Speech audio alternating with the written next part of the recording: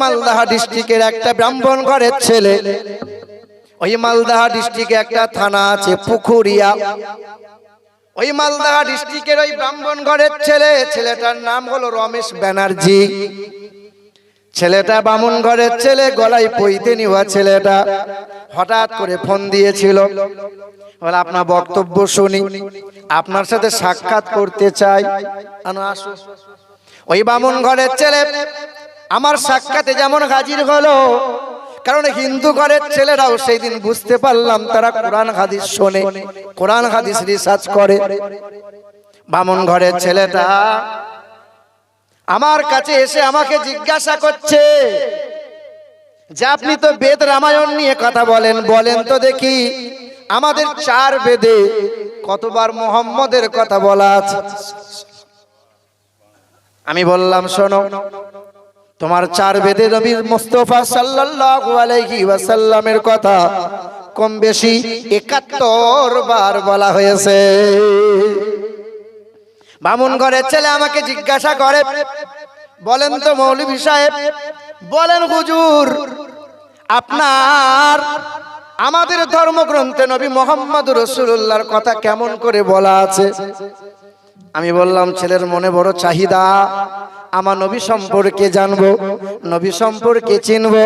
হায় রে আফসোস, তুমি নিজেকে তবলিগি বলে দাবি করো, নিজেকে দৈবন্দি বলে দাবি করো, সব জানা হলো, আমার নবী সম্পর্কে এখনো চিনা হলো না। নামাজ সম্পর্কে জানা হয়েছে, কোরআন সম্পর্কে অবগত হওয়া হলো, দুনিয়া সম্পর্কে অবগত হলো, আখিরাত সম্পর্কে অনেক বয়ান হলো, আমার নবী সম্পর্কে জানার কি মনে হলো না? আল্লাহ রাসূল সাল্লাল্লাহু আলাইহি ওয়াসাল্লাম বলেন, কুনতু নাবিয়্যান ওয়া আদামু বাইনাল মাই ওয়াত তিন। আমার নবী 40 বছরে নবী নয় রে নেমক হারাম। আমার নবী তো তখন নবী ছিলেন যখন আদম নবী মাটি পানিতে মিশ্রিত ছিল।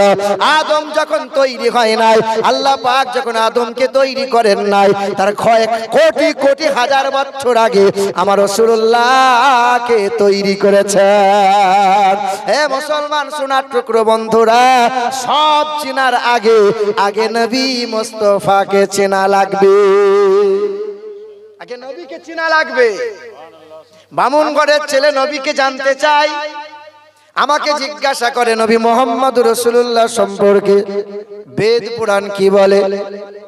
আমি বললাম শোনো, তোমাদের ধর্মগ্রন্থে লেখা আছে, অষ্টগুণ পুরসন্দীপ জন্তি কৌলাঞ্চ ধমস্রতঞ্চ বহুভাষিতা চ দানং যথা শক্তি কৃতজ্ঞতা চ ঈশ্বর সর্বস্ব জাগতং ব্রহ্ম সর্বদং খালিদং ধর্মবাহং পাপমাদং আল্লাহ ইল্লাল্লাহ অনাদি স্বরূপাই জগতং ময়নং পৌষিতনাম ও নমো ইন্দ্রজোনাম উপস্রোত নামে নরসংসা ভবিষ্যতে।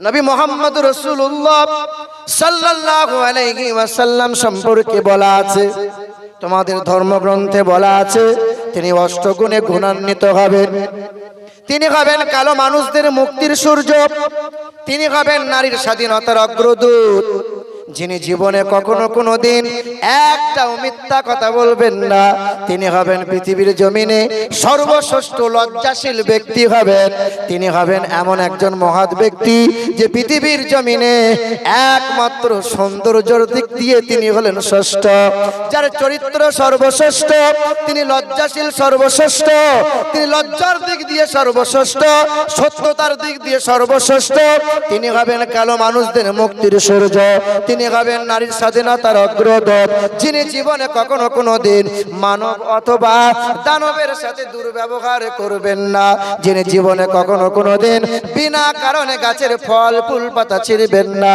তার নাম এসেছে ইন্দ্রজোনা উপস্রোত নামে নরসংসা ভবিষ্যতে, তার নাম এসেছে নরসংসা, তার বাংলা করলে হবে প্রশংসিত।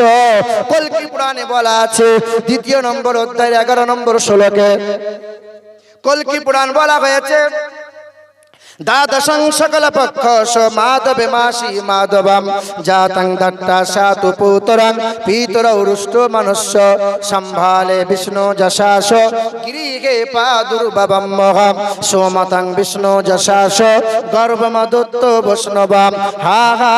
তার বাবার নাম হবে বিষ্ণু যশা, তার বাংলা করলে হবে আল্লাহর দাস, আরবি করলে হবে আব্দুল্লাহ, তার মায়ের নাম হবে আমিনা, তার বাংলা করলে হবে সুন্দরমন, যার সংস্কৃতি লেখা আছে সুমতি, তার বাবার নাম হবে আব্দুল্লাহ, তার মায়ের নাম হবে আমিনা, তার দাদার নাম হবে আব্দুল মুতাল্লিব, তার দাদির নাম হবে নাতিজা বিনতে খাপ্পাব ব্যারাকেটে ফাতেমা, তার নানার নাম হবে আব্দুল ওহাব জুহুরি, তার নানির নাম হবে বারিরা, তার দুধ বাবার নাম হবে হারিস, তার দুধ মায়ের নাম হবে হালিমা, তার পিতার নাম হবে আব্দুল্লাহ, তার দুধ ভাইয়ের নাম হবে আব্দুল্লাহ, তিনি হবেন মক্কার মতি, মদিনার জ্যোতি, জানাবে মুহাম্মদ রাসূলুল্লাহ। তো বামন ঘরের ছেলে আমাকে জিজ্ঞাসা করছে, নবী মুহাম্মদ সাল্লাল্লাহু আলাইহি ওয়াসাল্লাম কেমন লজ্জাশীল ছিলেন? যুবক ভাইরা আমার, এখন তো তুমি নবীর উম্মত বলে দাবি করো, জাঙ্গিয়া আন্ডারপ্যান্ট পরে ঘুরে বেড়াও, লজ্জা শরম নাই। এখন তো লজ্জা শরম উঠে গেছে, আগেকার সময়ে লজ্জা শরম ছিল।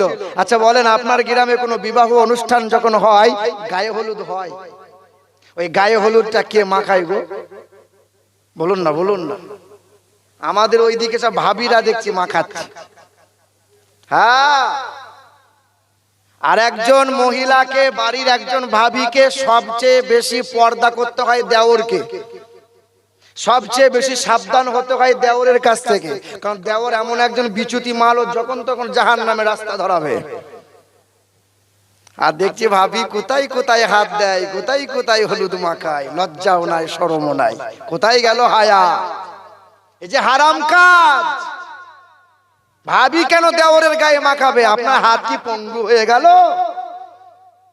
নিজে নিজে মাখেন, ছেলেরা মাখাক। আবার আপনি দেখেন লজ্জা শরম কোথায় গেল? শ্বশুর কাছে দাবি করেছে 4 ভরি সোনা লাগবে, অ্যাপাচি গাড়ি লাগবে, 6 লাখ টাকা নগদ লাগবে, আর ছেলের বাপ তো পেট মোটা করে এরকম গিয়ে বসে আছে, বিয়ে পড়াবে, আর শুয়োরের পায়খানা একটা গলায় ঝুলিয়ে দিয়েছে, আর আমার গ্রামের মৌলভী সাহেব তখন বিয়ে পড়াচ্ছে। হেতমপুরের মৌলভী সাহেব বিয়ে পড়াচ্ছে, মৌলভী সাহেব চিন্তা করছে কি করি, গলায় হারাম জিনিস ঝুলছে, মৌলভীও দেখছে, সবাই দেখছে, ওতেই বিয়ে পড়ানো চলছে। একবারও হুজুর বলে না, একবারও ইমাম সাহেব বলে না এই যে হারাম খোলা লাগবে, হে এই যে পড়ানো চলবে না, লজ্জা শরম নাই, চলছে। আবার আপনি দেখেন আজকে বিয়ে করে নিয়ে এসছে, যে বিয়ে করে বিকেল বেলায় কি রাতের বেলায় বইয়ের ঘরে বইয়ের গলা ধরে ছবি তুলছে, যে ছবি তুলে ফেসবুকে ছেড়ে, দেখ দেখ আমার মালটা একবার দেখ। গোটা এলাকার লোক দেখছে, পাড়ার লোক সবাই দেখছে, লজ্জাও নাই শরমও নাই, হায়াই নাই, মনে হচ্ছে পাবলিকের মাল, পাবলিক সম্পত্তি। এই যে ইউটিউবার এগুলো ক্যামেরা করছে তো নাকি, এইগুলো ছাড়িও আগে করে।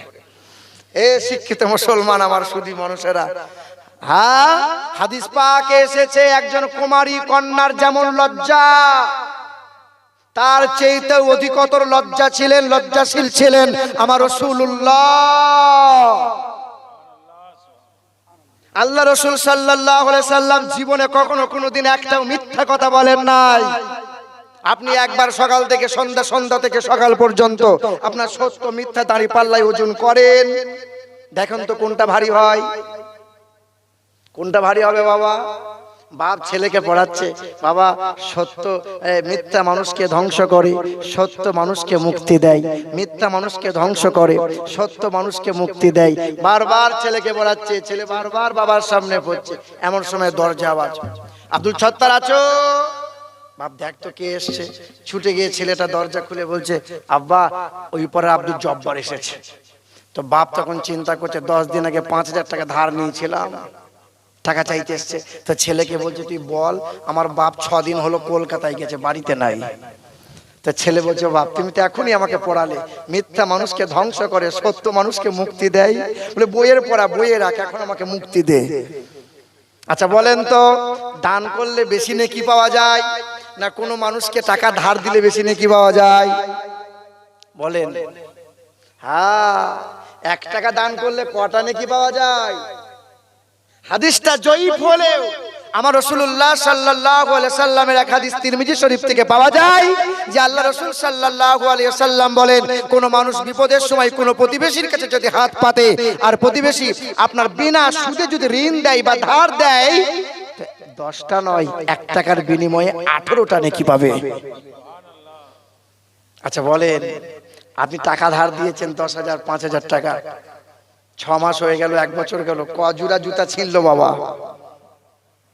4 জোড়া জুতা ছিঁড়ে যাবে, তবু ধারের টাকা সহজে পাওয়া যায়? পাওয়া যায়? মুসলমান বাবারা, ভাইরা আমার, সোনার টুকরো বন্ধুরা, আল্লাহ রাসূল বলেন যে বেশি বেশি মিথ্যা কথা বলে, কথায় কথায় মিথ্যা বলে, বক্তাও মিথ্যা কথা বলে, কমিটিও মিথ্যা কথা বলে। বক্তা বলে এই তো চলে এসেছি, বক্তা এখনো বাড়ি থেকেই বার হয় নাই। অনেক সময় দেখবেন, হুজুর কোথায় আছেন? হুজুর চলে এসেছি, আপনার ঢোকার মুখে, এখনো বক্তা ঘর থেকে বেরোয়নি, তাড়াতাড়ি আসেন, এই যাচ্ছি।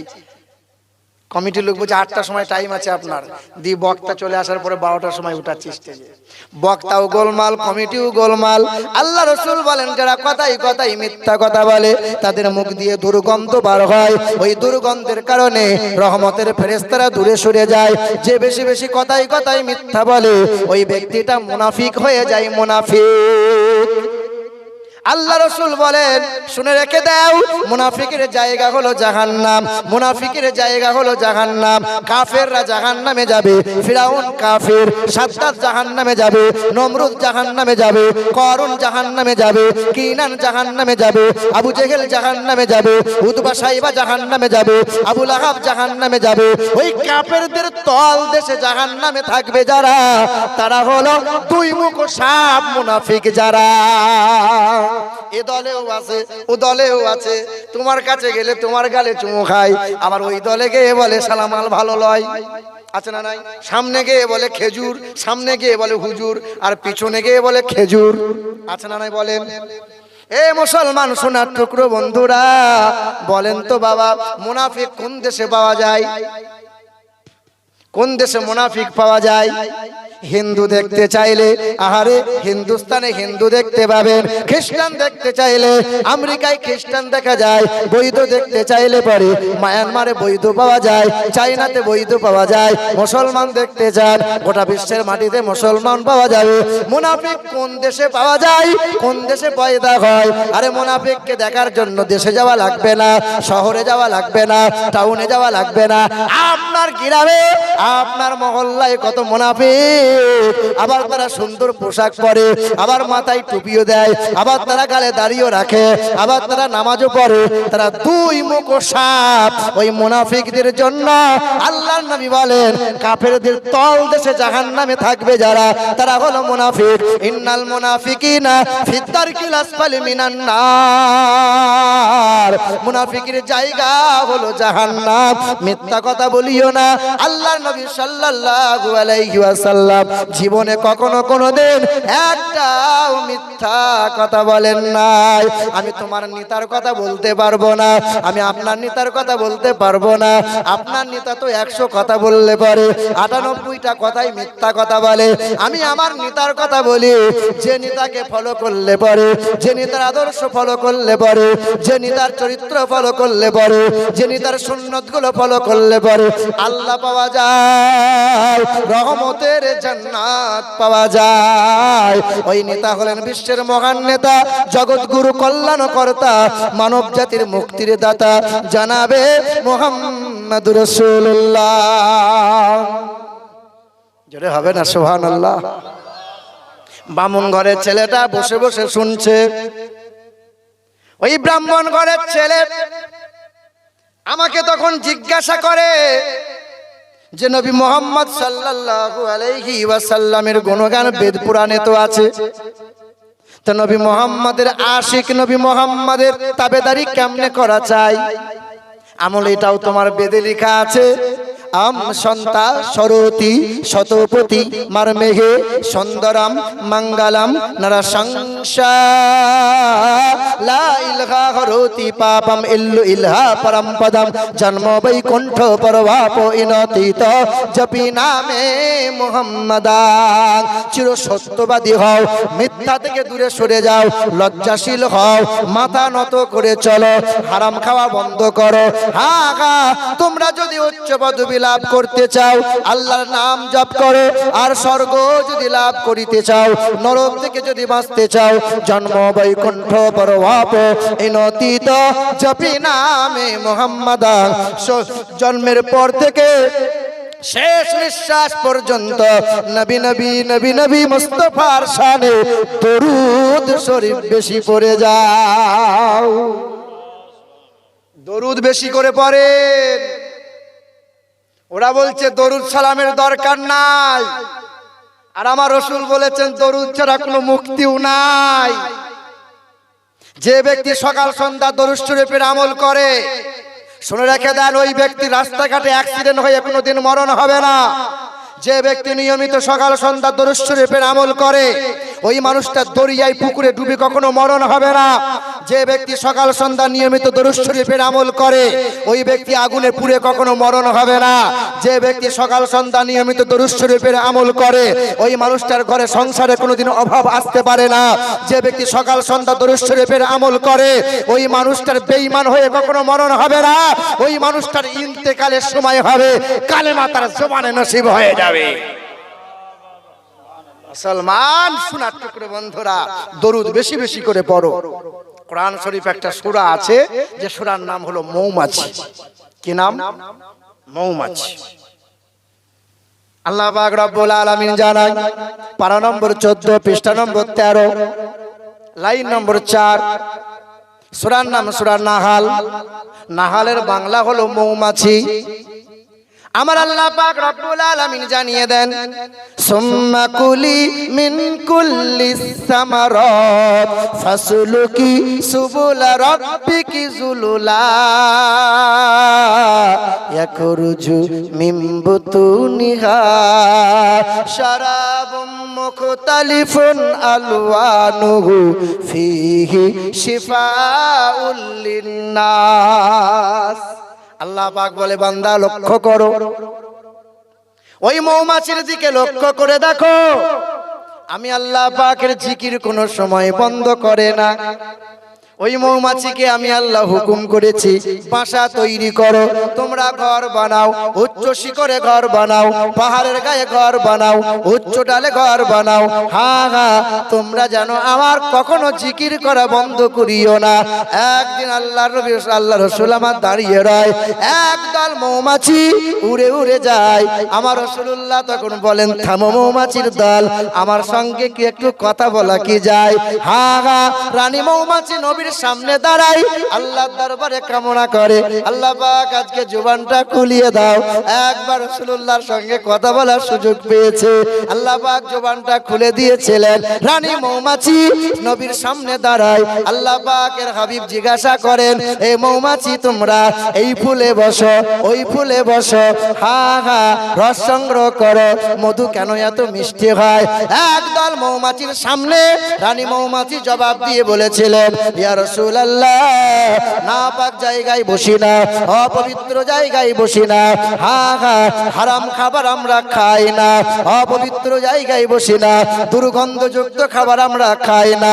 এই ফুলে বসে, ওই ফুলে বসে গুনগুন করে গান গাই, গুনগুন করে গান গাই, তবে দুনিয়ার কোনো গান নয়। ওই গানটা হলো আপনার মহব্বতের দরুদ শরীফ পাঠ করে যায়। ওই দরুদ শরীফের কারণে আল্লাহ পাক মধুটাকে শিফাউল লিন্নাস, মানব জাতির জন্য শিফা, আর এত মিষ্ট বানিয়ে দেয়। হ্যাঁ বাবাজিরা, ভাইরা আমার, এটা মৌমাছি। মৌমাছি আর একটা মাছি আছে, ওই মাছিটার নাম হলো গুয়ে মাছি। মৌমাছি ফুলে বসে, আর গুয়ে মাছি কোথায় বসে? পায়খানায় বসে, মিষ্টির হাঁড়িতেও বসে, আবার সুযোগ পেলে আপনার শরীরেও বসে। মানে সুযোগে সদ্ব্যবহার করে, সুযোগে সদ্ব্যবহার করে। আগাছা দেখেছেন? আগাছা, হ্যাঁ, ওকে সার লাগে না। পচা আলু দেখেছেন? ওকে কোনো যত্ন করা লাগবে না, একটা পচা আলু থাকবে তো 14টা পচাবে। আমার বাপ দাদুরা মুখে আমরা শুনেছি যে এমন কোন এলাকায় গ্রাম নাই, এমন কোন মহল্লা নাই, এমন কোন বাড়ি ছিল না যে বাড়িতে নবীর নামে দরুদ হতো না, সালাম হতো না। ধীরে ধীরে সব দরুদ উঠবে, সালাম উঠে যাবে, সবাই নবী নবীও করবে, নবীর আদর্শ মানবে, কিন্তু নবীর গুণগুলোকে মেনে নিতে পারবে না। তারা নবীকে অন্তর থেকে মোহাব্বত করে নিতে পারবে না, নবীর আদর্শ পছন্দ করবে তারা, নবীকে সালাম দেওয়া তারা বিরক্ত বোধ হবে, মুখ বেঁকাবে। আল্লাহ রাসূল সাল্লাল্লাহু তাআলা আলাইহি ওয়াসাল্লামের মোহাব্বতের মন দেখেন, ওই আগাছা আর গুয়ে মাছি এদের জন্য কোনো যত্ন লাগে না, ওরা সুযোগে সদ্ব্যবহার করে যাবে, ওরা সুযোগে সদ্ব্যবহার করে যাবে। যেখানেই সুযোগ পাবে সেখানেই বসবে, কয়েকশো ডিম পেড়ে দেবে, আবার জীবাণু ছড়াবে তারা। গুয়ে মাছি নামাজও পড়ে, আপনার মহল্লায় কিছু গুয়ে মাছি আছে, নামাজি মুসল্লি মুসলমান আছে, নামাজও পড়ে, আবার মসজিদ থেকে বেরিয়ে পড়ে নিন্দা করে, আবার নামাজও পড়ে, আবার ভোরের বেলায় গিয়ে দেখবেন চাষের সময় পরের জমি থেকে ঘোগ মেরে নিজের জমিতে পানি টেনে চাষও করে, আবার দেখবেন নামাজও পড়ে, আবার লম্বা 2 হাত দাড়ি রেখেছে, 2 কাঠা জমি আল কেটে কেটে 6 কাঠা করেছে। এরকম লোক নাই মনে হয়, সব ফেরেশতা মনে হচ্ছে এখানে। এই যে বাপ গুয়ে মাছির স্বভাব নিয়ে চলছে, আর আল্লাহ পাক বলছেন স্বভাব তৈরি করো, তো মৌমাছির স্বভাব তৈরি করো। মৌমাছি ফুলে বসে, মৌমাছি না পাক জায়গায় বসে না, মৌমাছি ওই মাছি গুয়ে মাছির মতো জীবাণু ছড়ায় না। ফুলে বসো, রস সংগ্রহ করো, নবীজির মহব্বতে দরুদ শরীফ পড়ো, নবীজির মহব্বতে সালাম দাও। আল্লাহ পাক কুরআন পাকে জানিয়ে দেন, তুসাব্বিহু লিল্লাহি মা ফিস সামাওয়াতি ওয়াল আরদ, সাব্বাহা লিল্লাহি মা ফিস সামাওয়াতি ওয়াল আরদ, ইসাব্বিহু লিল্লাহি মা ফিস সামাওয়াতি ওয়া মা ফিল আরদ। আসমানে যত প্রাণী আছে, জমিনে যত প্রাণী আছে, দরিয়ার মাঝে যত প্রাণী আছে, দরিয়ার তলে যত প্রাণী আছে, तमाम প্রাণীরা, গাছ বলো, মাছ বলো, পশু পক্ষী কীট পতঙ্গ বলো, সবাই এক আল্লাহর জিকির করে, সবাই নবীজির মহব্বতে দরুদ শরীফ পড়ে। গাছটা যখন জিকির করা বন্ধ করে দেয়, গাছ তখন কাটা পড়ে যায়, মাছ যখন জিকির করা বন্ধ করে দেয়, মাছ তখন ধরা পড়ে যায়, ওই গরু যখন জিকির করা বন্ধ করে দেয়, গরু তখন জবাই হয়ে যায়, খাসি যখন জিকির করা বন্ধ করে দেয়, ও তখন আপনার জবাই হয়ে যায়। হে মুসলমানের ছেলেরা, तमाम প্রাণীরা এক আল্লাহর জিকির করে, নবীর উপর দরুদ পড়ে, আর এই মানুষ শুধু ফাঁকি মারে, আমরাই শুধু ফাঁকি মারি। হ্যাঁ বাবাজিরা, ভাইরা আমার, এ মুসলমানের ছেলেরা, নওজোয়ান যুবকেরা, কথাটা শেষ করি। ওই বামন ঘরের ছেলে, মালদা ডিস্ট্রিক্টে বাড়ি, পুকুরিয়া থানার আন্ডারে বাড়ি, রমেশ ব্যানার্জি তার নাম। ওই বামন ঘরের ছেলে গলায় পইতে নিয়ে আছে, সঙ্গে সঙ্গে গলার পইতেটা খুলেছে। এই রমজান মাসের 18 দিন আগেকার কথা বলছি, শোনো মুসলমান। আহারে, আপনার গলার পইতেটা খুলেছে, কোরআন সামনে ছিল, কোরআনটাকে বুকে নিতে চাই। আমি বললাম, শোনো বাবা, হিন্দুরাও কোরআন পড়তে পারে, হিন্দুরাও কোরআন ছুঁইতে পারে, আদিবাসীরাও কোরআন পড়তে পারে, আদিবাসীরা কোরআন ছুঁইতে পারে, খ্রিস্টানরা কোরআন ছুঁইতে পারে, খ্রিস্টানরা কোরআন পড়তে পারে, কিন্তু লা ইয়ামাসসুহু ইল্লাল মুতাহহারুন, কোরআন সবাই পড়তে পারবে না, কোরআন সবাই পড়তে পারবে না। নাপাক অবস্থায় কোরআন ছুঁইতে পারো না, কোরআন ছুঁইতে পারবে না। কোরআন ছুঁইতে গেলে, কোরআন বুকে নিতে গেলে আগে পাক ও পবিত্র হওয়া লাগবে। ওই বামুন ঘরের ছেলেটা আমার ঘরে গোসল করেছিল, গলার বইতে খুলে দিয়েছিল, কোরআনটাকে বুকে আঁকড়ে নিয়েছিল, আমার নবীকে প্রেম করেছিল, নবীকে মোহাব্বত করে নিয়েছিল। হা হা কোরআন বুকে নিয়ে কালেমা লা ইলাহা ইল্লাল্লাহু মুহাম্মাদুর রাসূলুল্লাহ কালেমা পড়ে ইমানদার হয়ে গেল। নামটা পাল্টে নাম রেখে দিল আব্দুল্লাহ। বেশ কিছুদিন পার হয়ে গেল। আহারে মুসলমান সোনার টুকরো বন্ধুরা, হে আমার সুধী মানুষেরা, শুনে রেখে দেন, ছেলেকে আর চেনা যায় না। এখন গালে দাড়ি রেখেছে, মাথায় টুপি দিয়েছে, আর বাবা ঘরের জায়গা দেয় নাই, আর পরিবারের লোক কেউ ঠাঁই দেয় নাই, এলাকা ছেড়ে চলে গেছে। ওই টাকারে জলসা করতে গেলাম, এই টাকারে জলসা করতে গেলাম, খবর পেয়ে ছেলেটা ছুটে সামনে এসেছে, ছুটে এসে হাতে চুমা দেয়, হাতটা যেন মাথার উপরে নেয়। হুজুর আমার জন্য দোয়া করবেন, হুজুর আমার জন্য দোয়া করবেন। ছেলেটা হাউমাউ হাউমাউ করে কাঁদে। আমি জিজ্ঞাসা করলাম, তুমি কাঁদো কেন? কোথায় তোমার বাড়ি? ছেলেকে চিনতে পারি নাই। ছেলেটা বলে, আমাকে চিনতে পারলেন না? আমার নাম ছিল রমেশ ব্যানার্জি, আজ আমার নাম হয়েছে আব্দুল্লাহ। কালেমা পড়ে নবীকে সবচেয়ে বেশি মোহাব্বত করেছে। এখন আমি কোরআনটা পড়া শিখে নিয়েছে, 4 পড়া কোরআনের হাফেজ হয়ে গেছে। 26 বছরের ছেলে, বামুন ঘরের ছেলেটা, 26 বছরের ছেলেটা 4 পড়া কোরআনের হাফেজ হয়ে মাথায় টুপি নিল, গালে সুন্নতি দাড়ি রেখে দিয়ে আজ পাক্কা ইমানদার হয়ে গেল। হে মুসলমান নওজোয়ান যুবকেরা, তুমি কেন পারবে না? আমরা কেন পারলাম না?